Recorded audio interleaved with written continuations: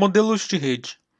Os modelos de rede são estruturas conceituais que permitem, sobretudo, a interoperabilidade entre diferentes fabricantes. E o que seria isso? Antigamente, lá nos primórdios das redes, cada fabricante de produtos de rede tinha o seu próprio conjunto de padrões que ele seguia para fabricar os seus produtos. Então, por exemplo, a IBM tinha um conjunto de padrões chamado SNA, e a DEC, que hoje é HP, tinha um conjunto de padrões chamado DECnet. Isso não gerava muitos problemas se uma rede fosse formada apenas por dispositivos IBM ou apenas por dispositivos da DEC. O problema existia quando uma rede possuía dispositivos tanto da IBM quanto da DEC. Como cada fabricante usava o seu próprio conjunto de padrões, os dispositivos de um fabricante não conseguiam se comunicar com os dispositivos de outro fabricante. Em suma, não havia interoperabilidade. Como uma tentativa de contornar esse problema, lá no início da década de 80, a ISO começou a trabalhar em um modelo de rede padronizado, que mais tarde seria conhecido como modelo OSI. A ideia por trás do modelo OSI era genial. Todos os fabricantes poderiam usar esse modelo para fabricar os seus produtos, de modo que todos seguissem o mesmo conjunto de padrões e assim pudessem estar abertos à comunicação com produtos de outros fabricantes, possibilitando assim a interoperabilidade. Além disso, o modelo OSI herdava as características básicas de um modelo de rede. A sua estrutura era formada por camadas, ou seja, toda a complexidade envolvida nos padrões de rede era dividida em camadas menores, e cada camada era tratada de forma independente e sem interferir em outra camada.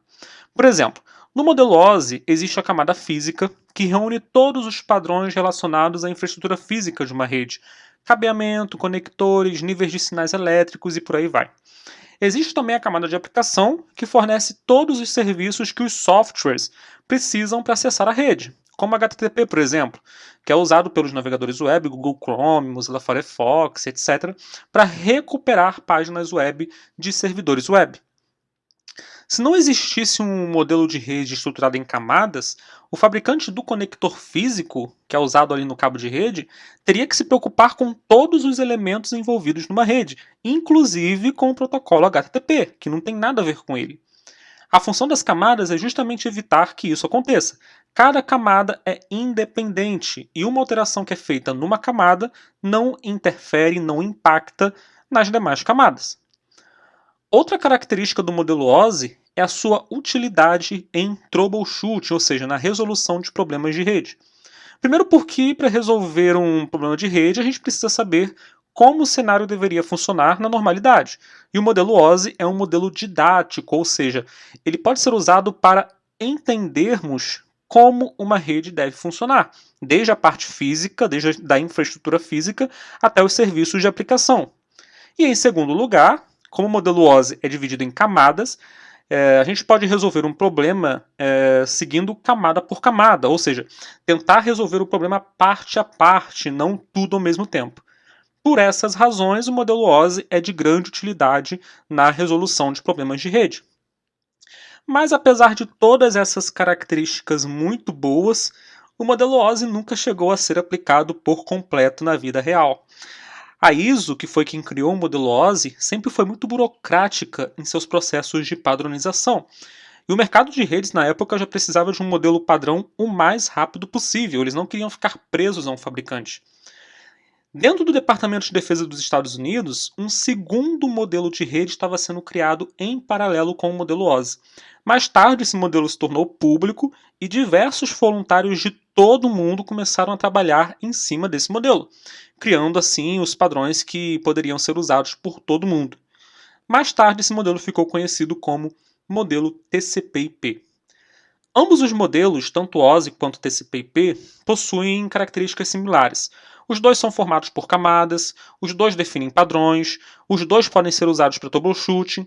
A maior diferença entre eles é que o modelo TCP reúne todos os padrões que são usados nas redes de hoje em dia, enquanto o modelo OSI é apenas conceitual. Hoje em dia o modelo OSI é usado apenas por questões de nomenclatura. Por ser mais antigo que o modelo TCP/IP, as camadas do modelo OSI ficaram mais famosas entre os engenheiros de rede.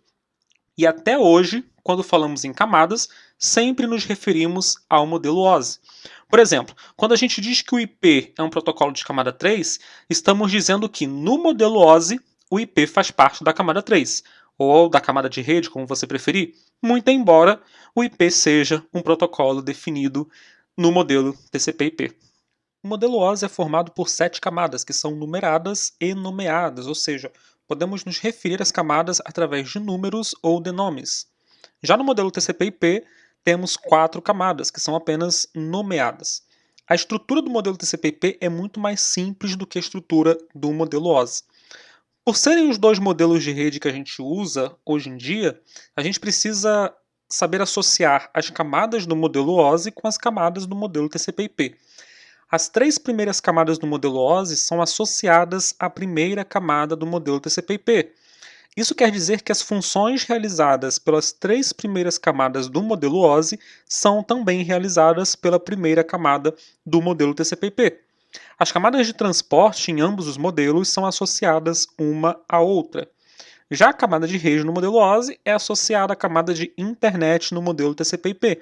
E por fim, as duas últimas camadas do modelo OSI são associadas à última camada do modelo TCP/IP. A associação entre as camadas dos dois modelos é fundamental para que a gente consiga associar um protocolo do modelo TCP/IP, que é usado na vida real, com uma camada do modelo OSI, que é usado para questões de nomenclatura, como a gente já viu.